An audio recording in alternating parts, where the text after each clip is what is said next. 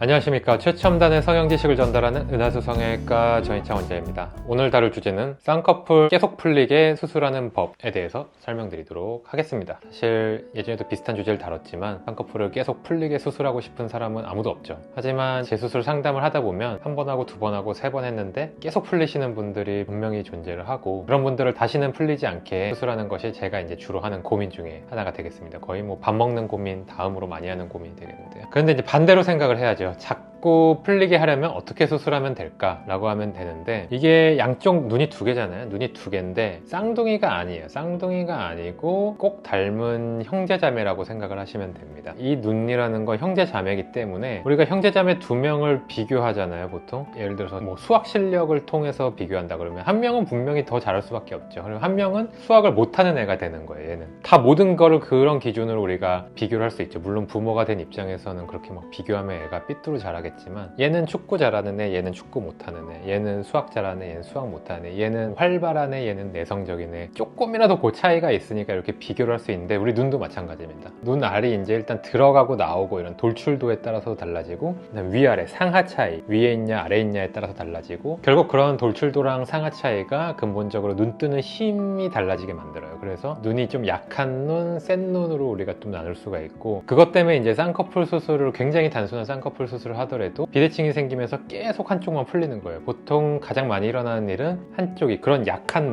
눈은 보통 약간 들어가 있으면서 아래로 내려가 있는 눈이거든요. 그런 눈이 눈 뜨는 힘이 약하고, 분명히 이제 수술하는 의사가 똑같이 예를 들어서 7mm로 이제 쌍꺼풀을 딱딱 찍고 똑같이 수술했어요. 그러면 그쪽 눈이 휙 두꺼지다가 띠용 하고 풀리는 거죠. 똑같이 또 7mm를 똑같이 또 이렇게 7mm 똑같이 잰 게 틀림이 없으니까 똑같이 하자. 그러면은 또 풀리고 또 풀리고, 그냥 그렇게만 풀리면 상관이 없는데, 또 막 예를 들어 절개를 하면서 뭐 피부를 조금씩 자른다 이러면은 점점 눈이 조금 안 좋은 상태가 되면서 굉장히 확정적으로 풀려서, 그런 약간 어떻게 보면 악순환의 굴레를 딱 끊어줘야 되는 시기에 저한테 딱 오시는 경우들이 굉장히 많이 있습니다. 그러면은 일단은 가장 먼저 진단해야 될 게, 형제 자매가 축구 교실에 왔는데 얘는 축구를 잘하고 얘는 못하고 이렇게 생각을 하는 것처럼, 이쪽 눈은 좀 약한 눈이구나, 이쪽 눈은 조금 센 눈이구나. 약한 눈은 쌍꺼풀을 보통 얇게 만들어줘야지 비슷하게 나오는 경우가 많고, 그래서 눈매 교정도 약간 해서 도와주는, 약간 어시스트를 해줘야 되는 거죠. 그래서 눈매 교정과 쌍꺼풀의 두께로 일단 어느 정도 밸런스를 좀 맞춰놔야 된다라고 생각하시면 돼요. 양쪽 팔이 있는데 한쪽이 굉장히 약한 팔이면 똑같이 10kg 아령을 들고 이렇게 하루 종일 돌아다니라고 하면 분명히 한쪽 팔이 기울겠죠. 그래서 그런 경우 첫 번째로 아령을 좀 가벼운 걸 들게 해주고, 여기 힘을 조금 늘려주는 방법이 있으면 그런 것까지 해줘야 이제 밸런스가 맞고 계속 돌아다닐 수 있듯이, 눈 수술도 이제 그런 관점에서 우리가 만들어야 되는 거고, 반대말로 계속 풀리게 하려면 그런 걸 무시하고 그냥 계속 똑같은 로딩과 계속 똑같은 높이로 쌍꺼풀을 딱딱딱딱 고정하면은 반복적으로 풀릴 수밖에 없는 눈이 굉장히 많이 있습니다. 그래서 오늘 여기까지 간단하게 쌍꺼풀이 계속 풀리게 하려면 어떻게 수술해야 되는지 간단히 좀 소개를 해보았고요. 이제 좀 더 자세한 내용들은 제가 각각의 눈에 따라서, 이 눈이 착한 눈, 나쁜 눈, 뭐 그렇게 얘기하긴 그렇지만 좀 약한 눈, 센 눈, 묻히는 눈, 덜 묻히는 눈, 이런 차이가 분명히 있거든요. 그래서 그런 것들을 제가 구분을 조금 해드리고, 보통 상담 오면 그런 걸 항상 구분해드리거든요.